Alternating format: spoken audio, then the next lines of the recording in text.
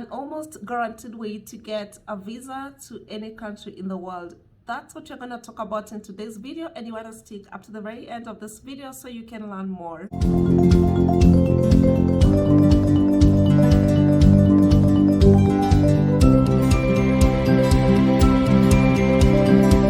Hello guys, welcome back to the channel. If you are new here, welcome, karibu. My name is Untitled, and this is Travel with Untitled, your #1 YouTube channel for all things travel, visas, immigration, working abroad, living abroad, and studying abroad. So if any of those topics sound exciting to you, you want to hit the subscribe button below, and once you have done so, please remember to hit the notification bell as well, so that every single time I shoot a new video, you do not miss out. Without much further ado, let's dive into the video of today. What is the most nearly guaranteed way to get your visa application approved?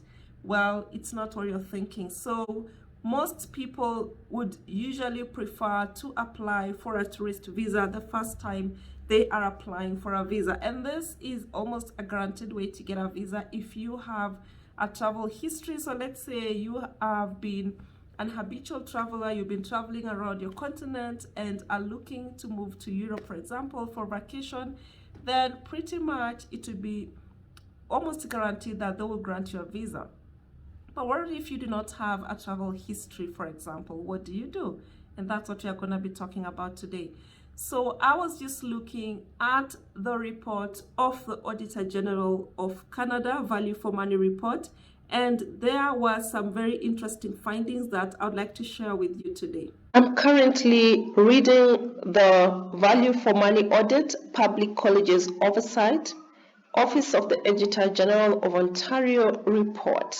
And in the summary section on page 1, between 2012-2013 and 2020-2021, public colleges experienced a 15% decline in domestic student enrollments, but a 342% growth in international student enrollments, with 62% 2020-2021 of international students coming from India. About 30% of all students enrolled in public colleges in Ontario in the fall of 2020 were international students. This increase in international students was influenced by prospective students viewing Canada as an attractive destination to study in and enrolling in Canadian post-secondary institutions as a pathway for immigration.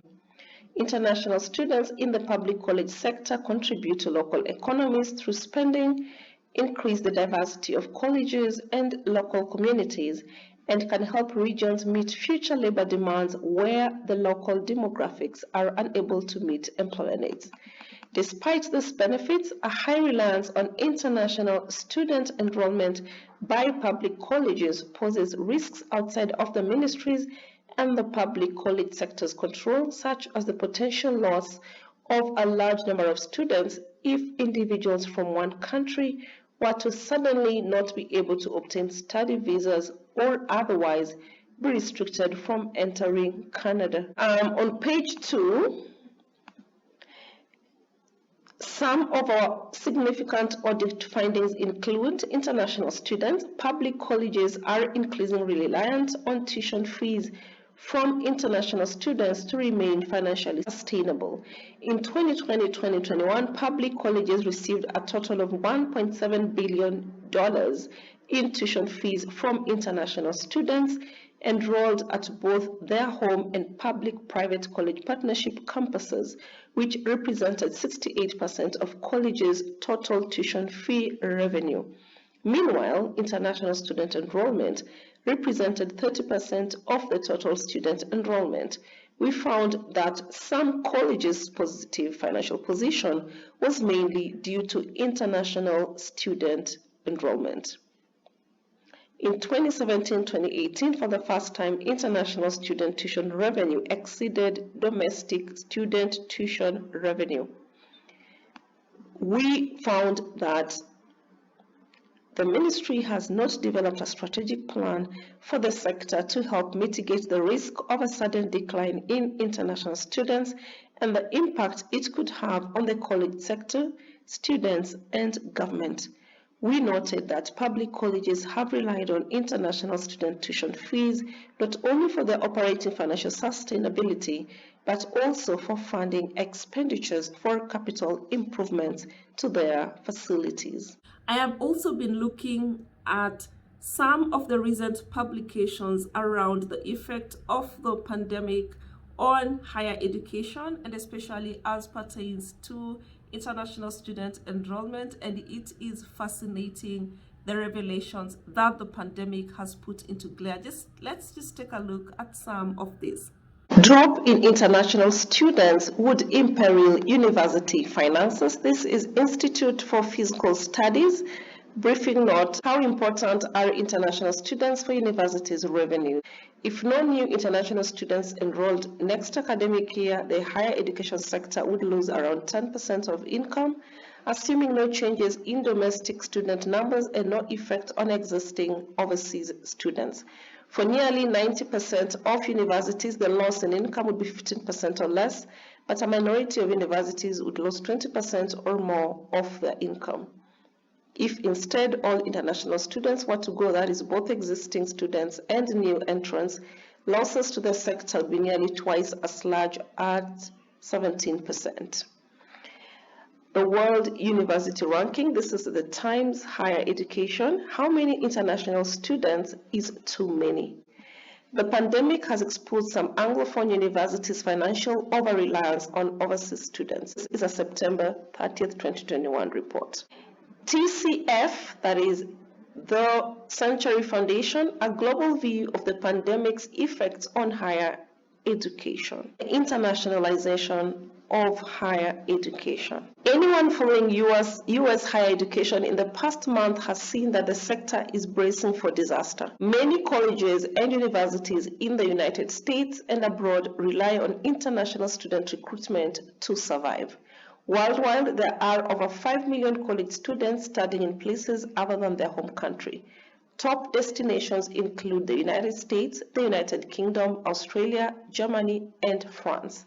International students typically pay higher fees than domestic students and thus provide an essential and sometimes sizable revenue stream to the institutions they choose to attend. Then I have here the Pine News.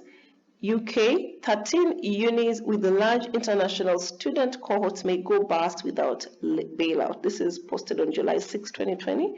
Declines in international student enrollments at UK universities may lead to losses of between £1.4 billion and £4.3 billion, and 13 institutions may not be viable in the long run financially without a government bailout, a report has suggested. This is the conversation.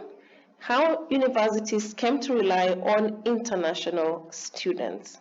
International onshore student revenue was as a share of all universities' revenue, 26.2% on average in 2018, just shy of 9 billion Australian dollars. For some universities, the dependency on international students is even greater, at around 30 to 40%. Many in the government criticize universities for relying so heavily on international students for revenue. The Guardian, loss of international student fees could decimate UK research. This is an April 24th, 2020 article, but it is all the more painful because universities have been relying on the surplus from international students' higher fees to subsidize vital research. So guys, just looking at the Auditor General's report for Canada and looking at the different reports on the effect of the pandemic on institutions of higher education around the world, in the US, in the UK, in Australia, and other parts of the world, it's quite obvious that international students fund a very big chunk of these universities' revenue pots. So it goes without saying that applying for a study permit is almost guaranteed way to get your visa, because these universities can almost not function without you. And as you have seen, even the US university president's address to, they are actually putting pressure on their embassies and on their governments to ease the process of student visa processing because the universities are in trouble. While colleges and universities in our state vary in size, mission, and the makeup of our student profiles, we share common ground in our desire to attract the top students and faculty from within the U.S. and around the globe. They said in a letter to U.S. Secretary of State Antony Blinken and Secretary of Homeland Security Alejandro Mayorkas. According to NAFSA, the overall economic activity generated by international students declined by 1.8 billion US dollars during the 2019-2020 academic year from 40.5 billion US dollars in the prior year.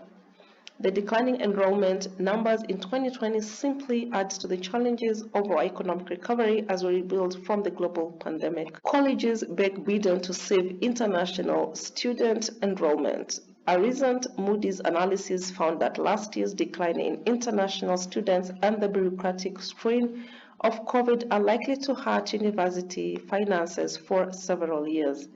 A steadily growing pipeline of cash for U.S. colleges and universities from international students was abruptly cut off with the pandemic. Now, higher education institutions are looking to the White House to show up a besieged visa process to bring those lucrative students back.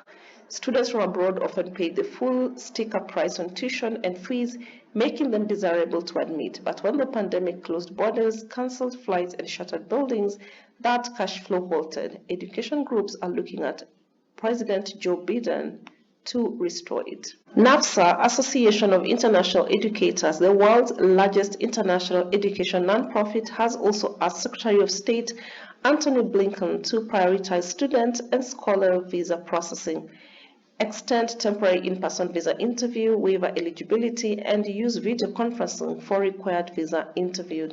So the most nearly guaranteed way to get your visa approved is by applying for your study visa. And well, that process might seem daunting. My advice for you is do not go for like the most expensive, prestigious university unless, of course, you have the money to back it. Start off with some of the cheaper junior colleges. Look out for possibilities of getting a scholarship. And actually, this video here, I talk about this US college that gives 100% scholarship to all its enrolled international students.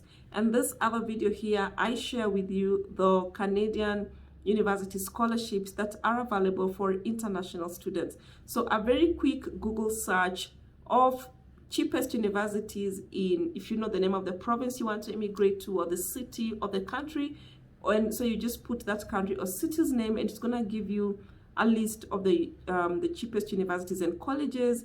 Make your application. You're going to need probably like an IELTS, that is an IELTS English exam test. You might need your SATs. You might need your statement of purpose and a few other things that any person who actually wants to go to a college or a university should be able to do for themselves. And once you have all that in order, submit your application to the university. Most of them will offer you a conditional admission, and they would ask maybe for a percentage of the school fee deposit. And once you pay that, they will send you an I-20 that you use to apply for your visa at the embassy. If you do not have all the money that is required to submit to show money as proof of your financial capability to sponsor yourself, consider talking to some of your relatives, your friends, your area, government officials, or anybody else who might want to help you to give you a bank statement. And this bank statement is just something that you show to the embassy that indeed you have somebody who is sponsoring, and they don't actually have to like pay your school fee, but it's just to show that there's somebody who's backing your application. Well, guys, that's it for today in terms of a nearly guaranteed way to get your visa to any country in the world. As usual, if you found this video helpful, please remember to give it a thumbs up, leave a sweet comment below, and share it with all other people that might also find it useful. Thank you for staying up to the very end of this video. I definitely look forward to meeting you on the next one. Bye, guys.